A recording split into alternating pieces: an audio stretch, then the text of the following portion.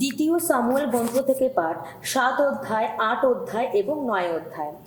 নাথানের সেই মহা প্রাবক্তিক বাণী, দাউদ বংশের রাজত্ব চিরস্থায়ী হবে। যখন রাজা নিজের প্রাসাদে থাকতে শুরু করেছেন এবং ভগবান যখন চারপাশের সমস্ত শত্রুর উৎপাত থেকে তাকে মুক্ত করে দিয়েছেন, তখন রাজা একদিন প্রবক্তা নাথানকে বললেন, দেখুন, আমি তো দিন কাটাচ্ছি এরস কাঠ দিয়ে তৈরি একটি প্রাসাদে, আর ঈশ্বরের মঞ্জুষাটি কিনা পড়ে রয়েছে একটা পর্দা ঘরে। নাথান তখন রাজাকে বললেন, বেশ, আপনার যা করতে মন চায় আপনি তাই করুন, ভগবান তো আপনার সঙ্গেই আছেন। কিন্তু সেদিন রাতে প্রবক্তা নাথানের প্রতি উচ্চারিত হলো ভগবানের এই বাণী, যাও, তুমি আমার সেবক দাউদকে গিয়ে বলো, ভগবান এই কথা বলেছেন, আমার থাকবার জন্যে একটি মন্দির তুমি কি গেঁথে তুলবে? যেদিন আমি মিশর দেশের বাইরে ইসরায়েলীয়দের নিয়ে এসেছিলাম, সেদিন থেকে আজ পর্যন্ত আমি তো কোনো মন্দিরে থাকতে পাইনি। আমি তো একটা শিবিরের নিচে, একটা আচ্ছাদনের নিচে থেকেই ঘুরে বেরিয়েছি। ইসরায়েলীয়দের সঙ্গে সঙ্গে আমি যখন যেখানে ঘুরে বেরিয়েছি, তখন যাদের আমি আমার আপন জাতি ইসরায়েলের মানুষদের প্রতিপালন করার কাজে নিযুক্ত করেছি, ইসরায়েলের সেই সমস্ত গোষ্ঠী নেতাদের একজনকেও আমি কি কখনো অনুযোগ করে বলেছি, আমার জন্য এরস কাঠের কোনো আবাস কেন তোমরা তৈরি করনি? তাই বলছি, তুমি এখন আমার সেবক দাউদকে এই কথা বলো, বিশ্বপতি ভগবান বলেছেন, তোমাকে আমি চারণ ভূমি থেকে মেষপালের পিছন থেকে নিয়ে এসেছি, যাতে তুমি আমার আপন জাতি ইসরায়েলের শাসক হয়ে উঠতে পারো। তোমার সমস্ত অভিযানে আমি তোমার সঙ্গেই থেকেছি, তোমার সামনের যত শত্রুকে বিনাশ করেছি। এরপর আমি পৃথিবীর সবচেয়ে মহৎ ব্যক্তিদের মতোই মহান একটি নাম দেব তোমায়। আমার জাতি ইসরায়েলের মানুষদের জন্য স্থায়ী বাসভূমির ব্যবস্থা করব আমি, সেখানে তাদের আমি যেন বৃক্ষেরই মতো রোপিত করব, যাতে তারা বরাবর সেইখানে থেকে যেতে পারে। তাদের আর কখনো বিপন্ন হতে হবে না, দুর্জনেরা তাদের আর নিপীড়ন করতে পারবে না, যেমনটি সেই আগে করত, যখন আমার আপন জাতি ইসরায়েলের শাসক পদে সেই জননায়কদের আমি নিযুক্ত করতাম। তোমাকে আমি তোমার সমস্ত শত্রুর উৎপাত থেকে মুক্তই রাখব। ভগবান এও তো তোমাকে জানিয়ে রাখছেন যে তিনি ভগবান তোমার নিজস্ব একটি বংশের প্রতিষ্ঠা করবেন। তিনি বলেছেন, তোমার আয়ুষ্কাল শেষ হওয়ার পর তুমি যখন তোমার পিতৃপুরুষদের পাশে শায়িত হবে, তখন আমি তোমার উত্তরাধিকার রূপে সিংহাসনে বসাবো তোমারই একজন বংশধরকে, তোমার নিজেরই এক সন্তানকে, এবং তার রাজত্বে আমি সুপ্রতিষ্ঠিত করব। সেই তখন আমার সম্মানে একটি মন্দির গেঁথে তুলবে। আমি তার রাজসিংহাসনে চিরপ্রতিষ্ঠিত রাখব। আমি তার পিতাই হব, সে হবে আমার পুত্র। সে যদি কোনো অন্যায় করে, তাহলে মানুষ যেমন বেতে মেরে কষাঘাত করে শাস্তি দেয়, সেইভাবে আমিও তাকে শাসন করব। কিন্তু যাকে আমি তোমার সামনে থেকে দূর করে দিয়েছি, সেই শোলের প্রতি আমার অনুগ্রহ আমি যেমন ফিরিয়ে নিয়েছি, না, তোমার ওই বংশধরের বেলায় আমি কিন্তু তেমনটি করব না। আমার অনুগ্রহে তোমার বংশ ও তোমার রাজত্ব চিরস্থায়ী হয়ে থাকবে, তোমার সিংহাসন অটল থাকবে চিরকাল। পরে নাথান ওইসব কথা, ওই দিব্য দর্শনের সমস্ত কিছুই দাউদকে জানালেন। রাজা দাউদ তখন পূর্ণ শিবিরে গিয়ে ভগবানের সামনে বসলেন। তিনি বললেন, ওগো প্রভু ঈশ্বর, আমি কে, কি এমন বংশের লোক আমি যে তুমি আমাকে এই পর্যন্ত নিয়ে এসেছো? অথচ ওগো প্রভু ঈশ্বর, তাও তুমি যথেষ্ট বলে মনে করনি। তুমি তো তোমার এই সেবকের বংশে সুদূর ভবিষ্যতের বিষয়েও প্রতিশ্রুতি দিয়ে রাখলে। ওগো প্রভু ঈশ্বর, মানুষের জীবনে স্বভাবতই এমনটি ঘটে কি? এরপর আমি দাউদ তোমাকে আর কি বলতে পারি? ওগো প্রভু ঈশ্বর, তুমি তো তোমার এই সেবককে ভালোভাবে চেনোই। তুমি তো তোমার প্রতিশ্রুতি রক্ষা করতেই, তোমার মনের ইচ্ছা পূর্ণ করতেই মহৎ এইসব কিছু সম্ভব করে তুলেছ, এবং তোমার এই সেবকের কাছে তা জানিয়ে দিয়েছ। আহা, কত মহান তুমি! ওগো প্রভু ঈশ্বর, তোমার মতো আর কেউ তো নেই, তুমি ছাড়া আর কোনো দেবতাই নেই। আমরা তো বরাবর এই শিক্ষাই পেয়ে এসেছি। এদিকে তোমার আপন জাতির মতো, ইসরায়েলের মতো আর কোনো জাতি আছে পৃথিবীতে? এই তো সেই একমাত্র জাতি। ঈশ্বর নিজে গিয়ে যে জাতিকে আপন জাতি হিসাবে দাসত্বের বন্ধন থেকে মুক্ত করে এনেছেন, এইভাবে তিনি নিজের নাম কত স্মরণীয় করে তুলেছেন। ওগো, এই জাতির মানুষদের কথা ভেবে তোমার এই দেশভূমিতে মহৎ ভয়ঙ্কর কত কিছু ঘটিয়েছে তুমি। তোমার এই যে আপন জাতির মানুষদের তুমি তখন মিশরীয়দের হাত থেকে মুক্ত করে দিয়েছিলে। তাদের সামনে থেকে তুমি তো নানা জাতিকে এবং সেই সব জাতির যত দেবতাকে তাড়িয়ে দিয়েছ। তোমার জাতি ইসরায়েলকে তুমি চিরদিনের মতোই তোমার নিজস্ব জাতিরূপে প্রতিষ্ঠিত করেছ। আর তুমি ওগো ভগবান, তুমি হয়েছ তাদের নিজস্ব ঈশ্বর। তাই এখন ওগো প্রভু ঈশ্বর, তোমার এই সেবক ও তার বংশের কাছে তুমি যে প্রতিশ্রুতি দিয়েছ তা তুমি চিরদিন রক্ষা করেই চলো। যা করবে বলে প্রতিশ্রুতি দিয়েছ ওগো তাই করো। তোমার নামের মহিমা যেন চিরদিন কীর্তিত হয়, এই কথা যেন বলা হয়, বিশ্বপতি ভগবান যিনি, ইসরায়েলের অধিরাজ ঈশ্বর যিনি, এবং তোমার সেবক দাউদের বংশে তোমার অনুগ্রহে যেন সুপ্রতিষ্ঠিত থাকে। ওগো বিশ্বপতি ভগবান, ওগো ইসরায়েলের ঈশ্বর, তুমি নিজেই তো তোমার এই সেবকের কাছে এই কথা জানিয়েছ যে তুমি এই সেবকের নিজস্ব একটি বংশের উদ্ভব ঘটাবে। তাই তোমার এই সেবক আজ তোমার কাছে এমন প্রার্থনা জানাবার মতো সাহস পেয়েছে। ওগো প্রভু ঈশ্বর, স্বয়ং ঈশ্বর তো তুমি, তোমার সমস্ত বাণী তো সত্যময়। তোমার এই সেবকের কাছে তুমি যখন ওই মঙ্গল ঘটাবে বলে প্রতিশ্রুতি দিয়েছ, তখন প্রসন্ন হয়ে তোমার এই সেবকের বংশকে তুমি এখন আশীষ ধন্য করো। তোমার অনুগ্রহে সেই বংশ যেন চিরস্থায়ী থাকে, কেননা এমন প্রতিশ্রুতি ওগো প্রভু ঈশ্বর তুমি নিজেই তা দিয়েছ, এবং তোমার এই সেবকের বংশ তোমার আশীর্বাদ পেয়ে চিরধন্যই থাকবে। এরপর একসময় দাউদ ফিলিস্তিনদের পরাজিত করলেন, সম্পূর্ণ প্রদানত করলেন। তাদের কাছ থেকে তিনি মেথেক আম্মা শহরটি কেড়ে নিলেন। তেমনিভাবে তিনি মোয়াবীয়দের পরাজিত করলেন। মাটির ওপর তাদের পাশাপাশি শুইয়ে দিয়ে তিনি তখন তাদের ওপর দিয়ে মাপার ফিতে টেনে দিলেন। প্রতি 2 ফিতে দৈর্ঘ্যের মধ্যে যারা পড়ল তাদের মেরে ফেলা হলো, আর প্রতি 3 ফিতে দৈর্ঘ্যের মধ্যে যারা পড়ল তাদের বাঁচিয়ে রাখা হলো। মোয়াবীয়রা তখন দাউদের প্রজা হলো। তারা নিয়মিত রাজকর দিতে লাগলো। শোবারাজ অর্থাৎ রেহাবের পুত্র হাদাদেজের একদিন যখন ইউফ্রেটিস নদীর এলাকার ওপর নিজের আধিপত্য আবার প্রতিষ্ঠা করতে এগিয়ে যাচ্ছিলেন, সেই সময় দাউদ তাকে পরাজিত করলেন। দাউদ তখন তার 1700 অশ্বারোহী সৈন্যকে ও 20,000 পদাতিক সৈন্যকে বন্দী করলেন। দাউদ যুদ্ধরথগুলোর যত ঘোড়ার পায়ের পুংরা কাটিয়ে দিয়ে ঘোড়াগুলিকে পঙ্গু করে দিলেন। ঘোড়া সমেত শুদ্ধ 100টি রথ রাখলেন তিনি।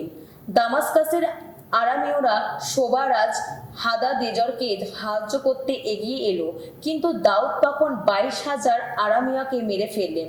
দাউদ এবার দামাস্কাসের আরামীয় রাজ্যের নানা স্থানে স্থায়ী সৈন্যঘাঁটি বসালেন। তখন থেকে আরামীয়রা দাউদের প্রজা হলো। তারা নিয়মিত রাজকর দিতে লাগলো। দাউদ যেখানে যেতেন সেখানে ভগবান তাকে বিজয়ী করে তুলতেন। হাদাদেজরের অনুচরদের কাছে যেসব সোনার ঢাল ছিল, দাউদ সেগুলো কেড়ে নিয়ে জেরুজালেমে নিয়ে গেলেন। তাছাড়া বেতা ও বেরোতেই হাদাদেজের রাজ্যভুক্ত এই 2টি শহর থেকে রাজা দাউদ প্রচুর পরিমাণে ব্রোঞ্জ নিয়ে গেলেন। হামাতের রাজা তৈ যখন খবর পেলেন যে হাদাদেজের গোটা বাহিনী দাউদের হাতে পরাজিত হয়েছে, তখন তিনি রাজা দাউদকে প্রীতি সম্ভাষণ জানাবার জন্যে এবং দাউদ যে হাদাদেজরকে যুদ্ধে পরাজিত করেছেন সেই ব্যাপারে তাকে অভিনন্দন জানাবার জন্যে তার কাছে নিজের পুত্র জোরামকে পাঠালেন, কেননা হাদাদেজের তারও বিরুদ্ধে যুদ্ধ করেছিলেন। জোরাম সোনা, রূপো ও ব্রোঞ্জের তৈরি নানা জিনিস সঙ্গে নিয়ে গেলেন।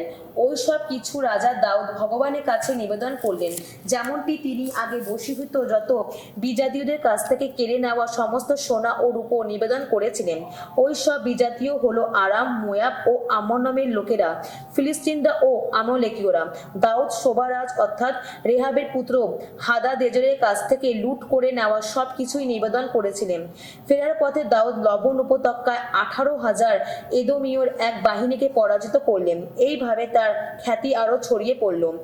এদোম দেশের নানা স্থানে তিনি তখন স্থায়ী সৈন্যঘাঁটি বসালেন। হ্যাঁ, এদোম দেশের সব কোথাও সৈন্যঘাঁটি বসালেন তিনি। তখন থেকে সমস্ত এদোমীয়রা দাউদের প্রজা হলো। দাউদ যেখানে যেতেন সেখানেই ভগবান তাকে বিজয়ী করে তুলতেন। দাউদ সমগ্র ইসরায়েলের ওপর রাজত্ব করলেন। সকলেরই ক্ষেত্রে তিনি ন্যায় নীতি পালন করতেন, সকলেরই সুবিচার করতেন। সেরুয়ার পুত্র যোয়াব ছিলেন প্রধান সেনানায়ক। আহিলদের পুত্র যোসাফাত ছিলেন নথিরক্ষক। আহুতুবের পুত্র সাদোক ও আবিয়াথারের পুত্র আহিমেলক যাজক ছিলেন। সেরায়া ছিলেন রাজসচিব। জেহোয়াদার পুত্র বেনায়া কেরিথীয় ও পেলেথীয় দলের সেনাপতি ছিলেন, আর দাউদের পুত্রেরা যাজকের কাজ করতেন। একদিন দাউদ জিজ্ঞাসা করলেন, শোল বংশের কি এখনো কেউ বেঁচে আছে? জোনাথানের কথা ভেবে আমি তার উপকার করতে চাই। সিবা নামে শোল বংশের একজন পরিচারক ছিল, তাকে দাউদের কাছে ডেকে আনা হলো। রাজা তাকে জিজ্ঞাসা করলেন, তুমি কি শিবা? সে উত্তর দিল, আপনার সেবক আমি। রাজা এবার বললেন, শোল বংশের কেউ কি বেঁচে আছে? কেউ বেঁচে থাকলে আমি ঈশ্বরের ইচ্ছা মতো তার উপকার করতে চাই। উত্তরে শিবা রাজাকে বলল, এখনো জোনাথানের এক পুত্র বেঁচে আছেন, তার পা দুটি খোঁড়া। রাজা জিজ্ঞাসা করলেন, তিনি এখন কোথায় আছেন? সিবা রাজাকে বললেন, তিনি তো লো দেবারে আমিয়েলের পুত্র মাখিরের বাড়িতেই রয়েছেন। রাজা দাউদ তখন লোক পাঠিয়ে লো দেবার থেকে আমিয়েলের পুত্র মাখিরের সেই বাড়ি থেকে নিজের কাছে তাকে আনালেন। শোলের পুত্র জোনাথানের পুত্র মেফিবোশেত যখন দাউদের সামনে এসে হাজির হলেন, তখন তিনি মাটিতে উপুড় হয়ে লুটিয়ে পড়ে রাজাকে প্রণাম করলেন। তখন দাউদ বললেন, মেফিবোশেত। তিনি উত্তর দিলেন, এই তো আপনার সেবক আমি। দাউদ এবার বললেন, ভয় পেও না, তোমার বাবা জোনাথানের কথা ভেবে আমি তোমার উপকার করতে চাই। আমি তোমার ঠাকুরদা শোলের সমস্ত জমি জমা তোমাকে ফিরিয়ে দেব। তাছাড়া এবার থেকে তুমি নিয়মিতভাবে আমার সঙ্গে খাওয়া দাওয়া করতে পারবে। মেফিবোশেত আবার প্রণাম করে বললেন, আপনার এই সেবক আমি কেই বা যে আমার মতো একটা মরা কুকুরের দিকে আপনি ফিরে তাকাবেন? রাজা এবার শোলের সেই পরিচারক সিবাকে ডেকে আনিয়ে বললেন, শোলের ও তার গোটা বংশের যা কিছু বিষয় সম্পত্তি ছিল, আমি এখন তা সবই তোমার মনিবের এই নাতির হাতে তুলে দিচ্ছি।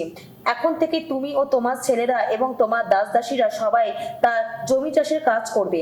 যা কিছু ফসল পাওয়া যাবে তুমি তা তুলে আনবে, যাতে তোমার মনিবের নাতির অন্ন সংস্থান হয়। অবশ্য তোমার মনিবের নাতি মেফিবোশেত নিয়মিতভাবে আমার সঙ্গে খাওয়া দাওয়া করতে পারবেনি।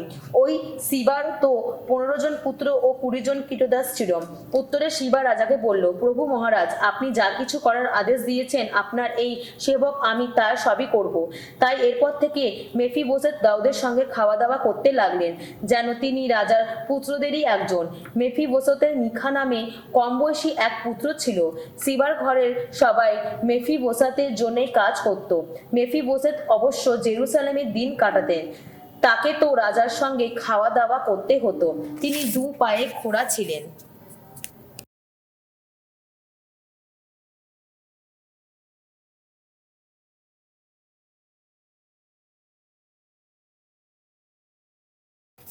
শ্যামসঙ্গীত 135। জয়তু জয়তু ভগবান। ভগবানের সেবক যারা, বন্দনা করো তার নাম। ভগবানেরই বন্দনা করো তোমরা সবাই। পূজনে নিরত থাকো যারা ভগবানের গৃহে, আমাদের ঈশ্বরের গৃহ প্রাঙ্গণে। ভগবানের বন্দনা করো, আহা কত না মঙ্গলময় তিনি। কীর্তন করো তার নাম, আহা সেই নাম কত না মধুর। ভগবান যাকবকে নিজের করেই বেছে নিয়েছেন, ইসরায়েলকে করেছেন তার আপন স্নেহধন। আমি জানি ভগবান কত না মহান। সর্বদেবতার ঊর্ধ্বেই আমাদের প্রভুর আসন। ঊর্ধ্বলোকে মর্তলোকে, সাগরের বুকে বা যত অতল গহ্বরে। ভগবান যেখানে যা করতে চান সবই তো করেন। পৃথিবীর প্রান্তদেশ থেকে পুঞ্জ পুঞ্জ মেঘ তিনি আকাশে উঠিয়ে আনেন। বিদ্যুৎ ছুটিয়ে তিনি বৃষ্টি নামান। তার যত ভাণ্ডার থেকে বের করে আনেন বাতাস। সেদিন মিশর দেশেই তিনি তো প্রাণে মারলেন প্রথমজাত যত মানুষ ও পশুকে। ফারাওকে ও তার সব কর্মচারীকে শাস্তি দিয়ে তোমার মাটির বুকে, হে মিশর দেশ, তিনি কত অলৌকিক নিদর্শন দেখালেন, কত অপরূপ ঘটনা ঘটালেন। বহু জাতির শক্তি চূর্ণ করলেন তিনি। শক্তিশালী রাজার পর রাজাকে সংহার করলেন। আমরীয়দের রাজা সিহন, বাসান দেশের রাজা ওগ ও কানানের যত অধিপতি সকলকেই সংহার করলেন। তাদের দেশভূমি তিনি সম্প্রদান করলেন। তার আপন জাতি ইসরায়েলের স্বদেশ রূপে সম্প্রদান করলেন। ওগো ভগবান, তোমার নাম সে তো চিরস্থায়ী। ওগো ভগবান, যুগের পর যুগ ধরে তোমার নামের খ্যাতি থাকে অমলিন। যারা তার আপন জাতির মানুষ, ভগবান ফিরিয়ে দেন তাদের ন্যায্য অধিকার। তার সেবক যারা তাদের দিকে তিনি মুখ তুলে চান। বিজাতীয়দের যত দেবমূর্তি সবই তো নিতান্তই সোনা আর রূপোর জিনিস, সবই তো মানুষের হাত দিয়ে গড়া। তাদের মুখ তো আছে তবু কথা বলতে পারে না, চোখ আছে তবু কিছু দেখতে পায় না, কান আছে তবু কিছু শুনতে পায় না, তাদের মুখ দিয়ে নিঃশ্বাস তো। ওগো ভগবান, তোমার নাম সে তো চিরস্থায়ী। ওগো ভগবান, যুগের পর যুগ ধরে তোমার নাম খ্যাতি থাকে অমলিন। যারা তার আপন জাতির মানুষ ভগবান ফিরিয়ে দেন তাদের ন্যায্য অধিকার। তার সেবক যারা তাদের দিকে তিনি মুখ তুলে চান। বিজাতীয়দের যত দেবমূর্তি সবই তো নিতান্ত সোনা আর রূপোর জিনিস, সবই তো মানুষের হাত দিয়ে গড়া। তাদের মুখ তো আছে তবু কথা বলতে পারে না, চোখ আছে তবু কিছু দেখতে পায় না, কান আছে তবু কিছু শুনতে পায় না, তাদের মুখ দিয়ে নিঃশ্বাস তো পড়েই না। ওই সব মূর্তির কারিগর যারা, ওই সব মূর্তির ওপর আস্থা রাখে যারা, তাদের দশা তো হবে ওই সব মূর্তিরই মতো। ওগো তোমরা ইসরায়েল বংশের মানুষ যারা ভগবানের প্রশস্তি করো, তোমরা সবাই। আরন বংশের মানুষ যারা ভগবানের প্রশস্তি করো, তোমরা সবাই। লেবী বংশের মানুষ যারা ভগবানের প্রশস্তি করো, তোমরা সবাই। ভগবত ভীরু যারা ভগবানের প্রশস্তি করো, তোমরা সবাই। ভগবান যিনি জেরুসালেমেই যার নিত্য আবাস, সিয়ন থেকে ধ্বনিত হোক তার প্রশস্তি গান, জয়তু জয়তু ভগবান। সাধু মার্ক রচিত মঙ্গল সমাচার 13 অধ্যায় 1 থেকে 13 পদ। মহামন্দিরের ধ্বংস সম্বন্ধে যিশুর ভবিষ্যৎবাণী। পরে যিশু যখন মন্দির থেকে বেরিয়ে আসছিলেন তখন তার শিষ্যদের একজন তাকে বললেন, গুরু, চেয়ে দেখুন কি বিশাল ওই পাথরগুলো, আহা, মন্দিরের প্রতিটি অংশ কি সুবিশাল। যিশু উত্তর দিলেন, এই বিরাট মন্দিরের সব কিছু দেখছো তো? একদিন কিন্তু এখানে একটা পাথরের ওপর আর একটা পাথরও থাকতে দেওয়া হবে না, সবই সেদিন ধুলোয় লুটিয়ে দেওয়া হবে। পরে তিনি একসময় মন্দিরের ঠিক উল্টো দিকে যখন জৈতুন পর্বতে বসেছিলেন তখন পিতর, যাকব, যোহন ও আন্দ্রিয় এসে তাকে আলাদাভাবে জিজ্ঞেস করলেন, আমাদের একটু বলে দিন ওই সব ঘটনা কবে ঘটবে, কোন লক্ষণ দেখেই বা বুঝবো সব কিছু সত্য হতে চলেছে। যিশু তখন তাদের বলতে লাগলেন, শোনো, সতর্ক থেকো তোমরা, কেউ যেন তোমাদের মন না ভোলায়। সেদিন আমার নাম নিয়ে অনেকেই তো আসবে আর বলবে আমিই তিনি, এবং তারা অনেকের মনও ভোলাবে। তেমনি তোমরা যখন নানা যুদ্ধের কথা আর যুদ্ধের নানা গুজব কথা শুনতে পাবে তখনও কিন্তু চিন্তিত হয়ে না যেন, ওসব অবশ্য ঘটবেই ঘটবে, কিন্তু সেই শেষ আসতে তখনও দেরি আছে। এক জাতির বিরুদ্ধে অন্য জাতি, এক রাজ্যের বিরুদ্ধে অন্য রাজ্য যুদ্ধ শুরু করে দেবে। নানা জায়গায় দেখা দেবে ভূমিকম্প, দেখা দেবে দুর্ভিক্ষ। আসলে ওগুলো তো সেই প্রসব বেদনার সূচনা মাত্র। নিজেদের সম্বন্ধে সতর্ক থেকো তোমরা। সেদিন তোমাদের তুলে দেওয়া হবে স্থানীয় যত বিচার সবার হাতে, যত সমাজগৃহে তোমাদের সেদিন বেত মারা হবে। তাছাড়া এই আমারই জন্য নানা শাসনকর্তা ও রাজার দরবারে তোমাদের তখন দাঁড়াতেও হবে, আর তাতে তোমরা তো তাদের সামনেও সত্যের সপক্ষে সাক্ষী দেবারই সুযোগ পেয়ে যাবে। সব কিছু শেষ হওয়ার আগে কিন্তু মঙ্গল সমাচার সকল জাতির কাছে প্রচারিত হতেই হবে। লোকেরা যখন ওইভাবে তোমাদের নিয়ে গিয়ে কর্তৃপক্ষদের হাতে তুলে দেবে তখন তোমাদের যে কি বলতে হবে তা নিয়ে আগে থেকে কোনো চিন্তাই করো না। সেই সময়টি এলে তোমাদের যা বলে দেওয়া হবে তোমরা শুধু তাই বলো, কেননা সেদিন তোমরা যে নিজেদের কথা বলবে তা নয়, স্বয়ং পবিত্র আত্মাই কথা বলবে। তখন কিন্তু ভাই তার আপন ভাইকে আর পিতা তার আপন সন্তানকে তুলে দেবে মৃত্যুর হাতে, আর সন্তানেরা পিতামাতার বিরুদ্ধে উঠে দাঁড়াবে, তাদের হত্যাই করাবে। আমার জন্যে তোমরা তো হয়ে উঠবে সকলেরই ঘৃণার পাত্র, কিন্তু যে তবু শেষ পর্যন্ত স্থির হয়ে দাঁড়িয়ে থাকতে পারবে সেই পাবে পরিত্রাণ।